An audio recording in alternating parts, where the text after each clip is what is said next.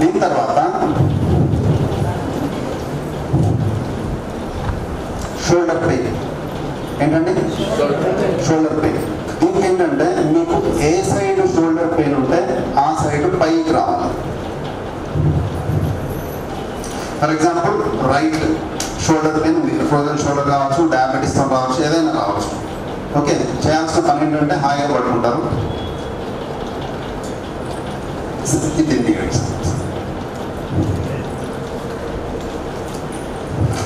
Okay, ఇప్పుడు ఏం చేస్తాం? రెండు కాళ్ళు మడుస్తాం, హాయిగా పడుకోవడం. ఇంటి దగ్గర బెడ్ ఉంటుంది కదా సార్, ఇదే పని చేస్తాం. అంటే ఖాళీ ఉండకుండా మీరు ఏం చేయాలంటే రెండు చేతులు పైన పెట్టుకుంటాం.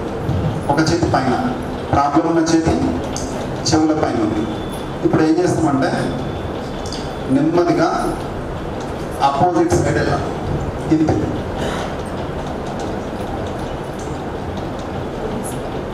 ఒక 2 minutes కళ్ళు మూసుకొని ఈ పొజిషన్లో ఉంటారు.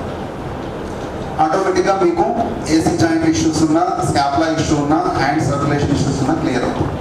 రివర్స్లో ఉండి చూపిస్తా, మీకు అటు అర్థమవుతుంది.